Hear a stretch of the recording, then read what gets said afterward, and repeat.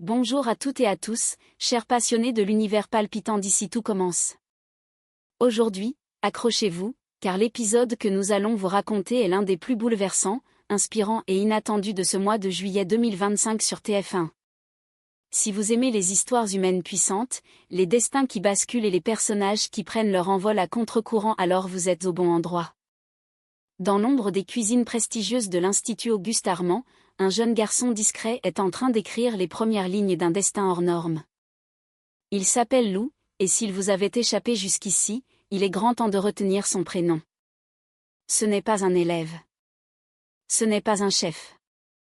Ce n'est pas un héritier. Et pourtant c'est lui qui, dans cet épisode, va capturer le regard, l'attention et même le respect d'Emmanuel Tessier lui-même. Tout commence dans l'intimité douce et lumineuse de la maison de Clotilde et Joachim, alors que Lou s'apprête à recevoir un cadeau aussi symbolique qu'émouvant, une édition rare du grimoire culinaire d'Auguste Armand. Un livre précieux mais surtout une preuve de confiance, une marque d'appartenance. Et ce geste, vous allez le voir, va tout changer.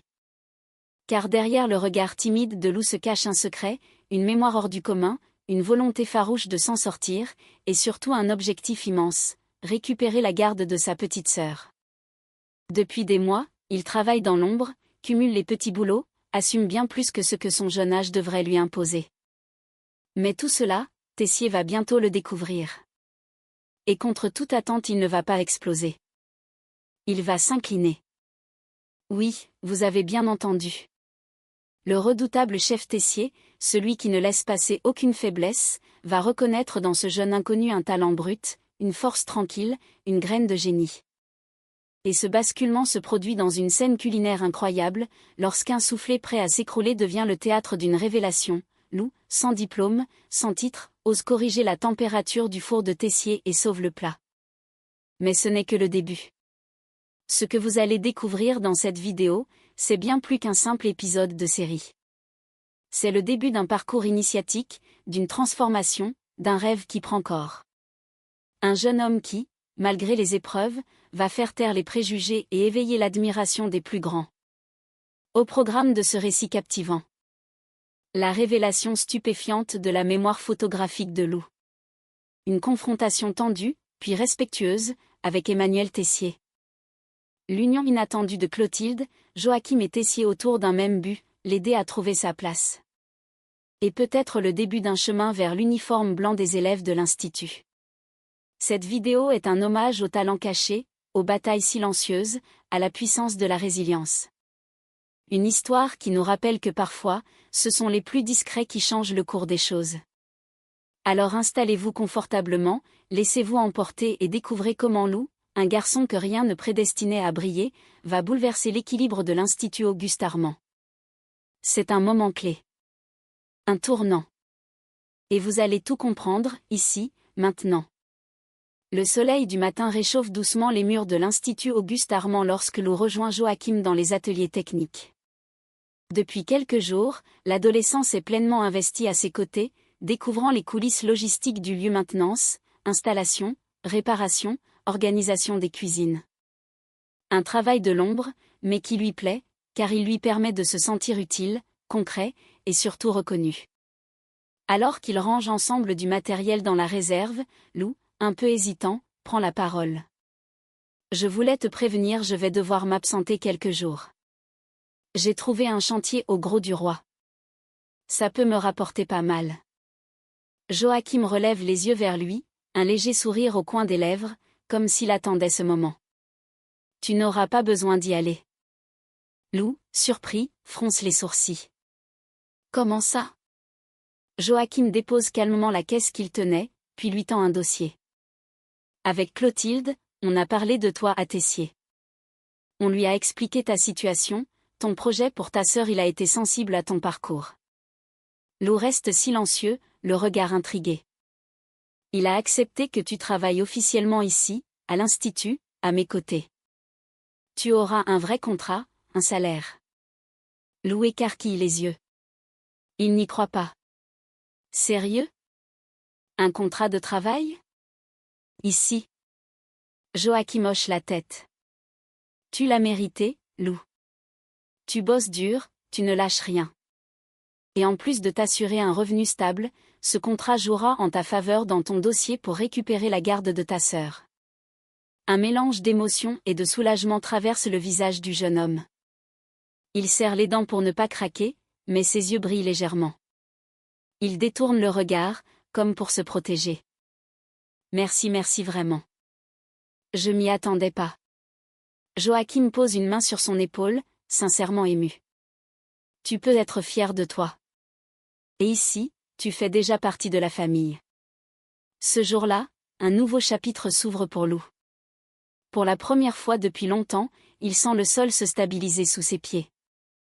Ce n'est pas encore la fin de son combat, mais c'est un pas immense vers ce qu'il espère le plus, pouvoir réunir sa famille. Et il sait désormais qu'il n'est plus seul dans ce combat. Dans les cuisines encore calmes de l'Institut Auguste-Armand, Joachim et Lou s'activent autour du four principal. Une pièce grince, une autre chauffe trop vite, quelques ajustements techniques sont nécessaires avant le début des grandes préparations du jour. Père et fils de cœur travaillent en silence, concentrés mais complices. Soudain, les portes battantes s'ouvrent violemment. Emmanuel Tessier entre, tendu, l'air préoccupé.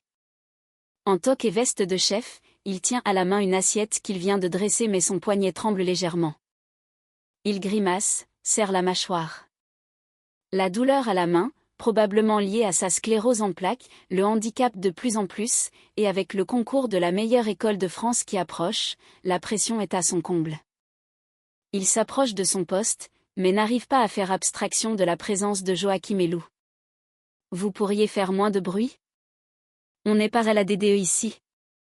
Joachim tente de garder son calme.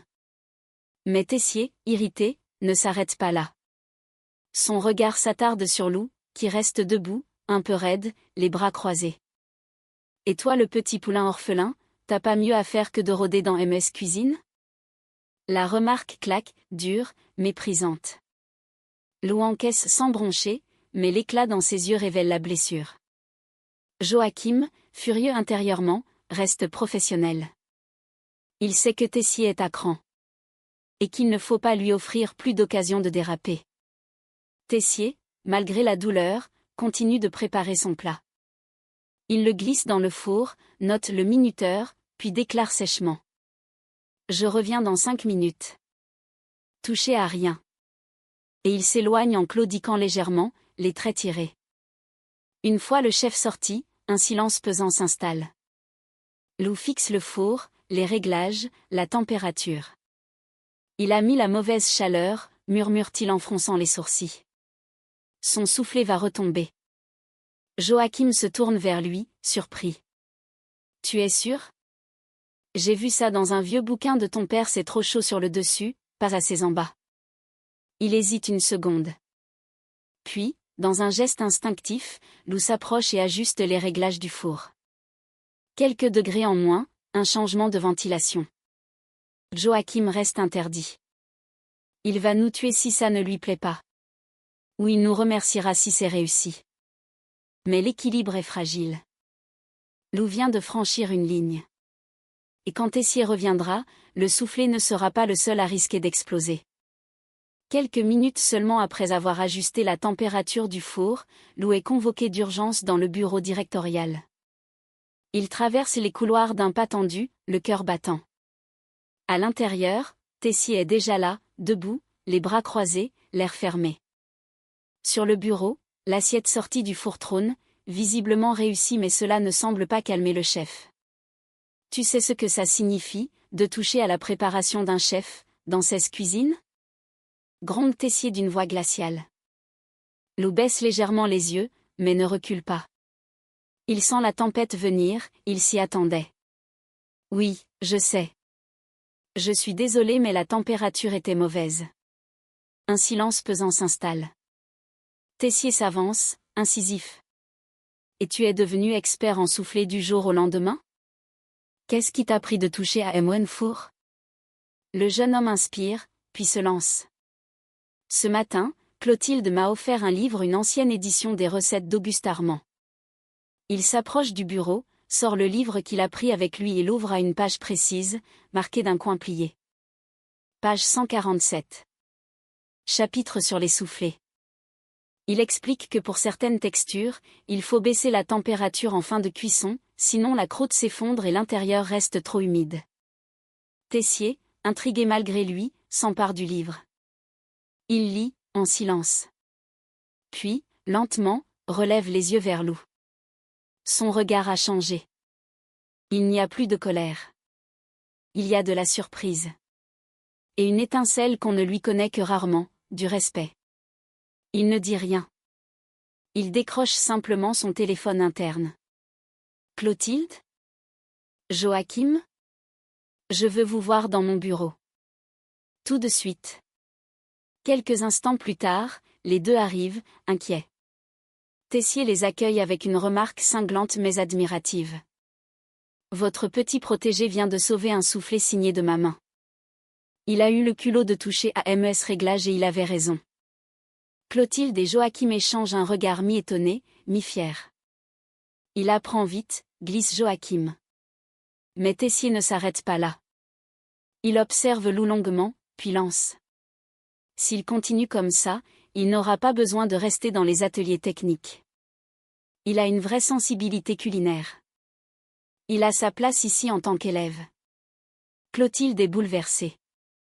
Joachim sourit, sincèrement ému. Quant à Lou, il reste interdit. Il n'ose pas encore y croire. Mais au fond de lui, un rêve vient peut-être de naître, celui d'un avenir entre ses murs, à sa juste place. Et pour la première fois depuis longtemps, le jeune homme se sent pleinement vu. Dans le bureau de Tessier, l'ambiance s'est transformée. Ce qui n'était au départ qu'un rappel à l'ordre s'est mué en véritable fascination. Emmanuel, intrigué par la justesse de l'intervention de Lou sur le soufflet, n'en reste pas là. Il ouvre le vieux grimoire d'Auguste Armand, l'édition rare offerte à Lou par Clotilde, et commence à interroger le jeune homme de manière incisive. Page 84. Quelle température pour une crème prise au bain-marie ? 82 degrés Celsius, au-delà le jaune coagule, texture granuleuse, répond Lou du tac au tac. Page 212, les 5 étapes d'un fond brun ? Os grillé, mi-repois caramélisé, déglaçage, mouillage, réduction. Tessier enchaîne les questions, de plus en plus précises, certaines totalement anecdotiques. Mais à chaque fois, Lou répond avec une précision déroutante, sans la moindre hésitation. Clotilde et Joachim observent la scène, sidérés. Emmanuel, lui, commence à sourire, sincèrement bluffé. Tu sais que tu viens de réciter presque mot pour mot la parenthèse d'Auguste sur les échalotes confites page 36 ? Tu te souviens de tout, ou quoi ? Lou baisse légèrement les yeux, avant de murmurer. En fait, j'ai une mémoire particulière. Une mémoire photographique. Je retiens presque tout ce que je lis ou vois. Même les trucs inutiles. J'oublie rien. Un silence suit.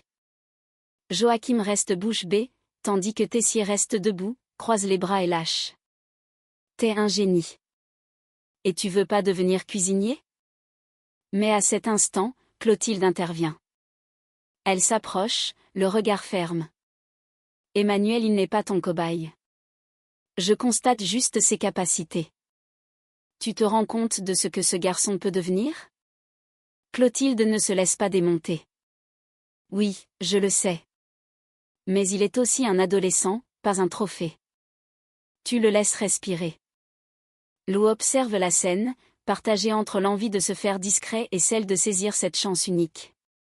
Tessier, malgré sa frustration, acquiesce à contre-cœur. Très bien. Mais si tu veux un jour porter une veste de chef, la cuisine de l'Institut t'attend. Clotilde pose doucement une main sur l'épaule de Lou. Il prendra cette décision en temps voulu. Mais le message est clair, l'Institut ouvre ses portes. Et tous en sont désormais convaincus. Lou a toutes les chances d'être élève à la rentrée. Une nouvelle vie s'offre à lui, celle d'un jeune homme à part, au destin sans doute hors du commun. Et voilà, chers amis, nous arrivons au terme de cette vidéo riche en émotions et en révélations. Ce que nous venons de vivre ensemble n'est pas simplement un épisode marquant de Ici tout commence. C'est une leçon de vie, une ode à la persévérance, à la discrétion, et à ces forces intérieures que beaucoup sous-estiment jusqu'à ce qu'elles éclatent au grand jour. Lou, ce jeune garçon qu'on aurait pu croire fragile ou perdu, s'est imposé par sa dignité, son humilité et sa détermination. Il ne parle pas fort. Il ne cherche pas à se faire remarquer. Et pourtant c'est lui qui a eu le courage d'agir, d'oser, de croire en ce qu'il savait être juste. Il a tenu bon malgré les épreuves, il a travaillé dans l'ombre, il a tout appris seul, en silence, avec un seul but, construire un avenir digne, pour lui et pour sa petite sœur. Et au fil des scènes, ce qu'on pensait être une simple intrigue secondaire s'est transformé en un moment bouleversant de vérité. Car lorsque Tessier, ce chef redouté, a reconnu en lui un talent pur, une mémoire exceptionnelle, et surtout une âme forte, il ne s'agissait plus seulement de cuisine mais d'humanité. Ce récit nous enseigne une chose essentielle, on ne choisit pas d'où l'on vient, mais on peut choisir ce qu'on devient. Peu importe les obstacles, les manques, les blessures, ce qui compte, c'est la volonté. C'est la passion. Et c'est la capacité à rester fidèle à soi-même, même quand tout semble contre nous. Lou nous prouve qu'il n'y a pas d'âge pour être grand. Il nous rappelle qu'un simple livre peut devenir une clé. Qu'un geste, un regard, une main tendue peuvent changer une destinée. Alors, à vous qui regardez cette vidéo, peut-être avez-vous, vous aussi, un rêve enfoui? Une ambition que vous n'osez pas suivre? Ou un combat silencieux que personne ne voit? Gardez foi. Continuez d'avancer. Parce qu'un jour, vous aussi, vous trouverez la bonne porte. Le bon regard. Le bon moment. N'oubliez pas de liker si cette histoire vous a touché, de vous abonner pour ne rien manquer des prochains résumés et rebondissements à l'Institut Auguste Armand, et surtout, de partager cette vidéo autour de vous parce qu'on a tous besoin d'une dose d'espoir, de courage, et de lumière. Prenez soin de vous, croyez en vos rêves, et surtout n'oubliez jamais que les plus beaux parcours naissent souvent dans le silence. À très bientôt sur la chaîne pour un nouvel épisode, et d'ici là continuez de croire que tout commence, ici.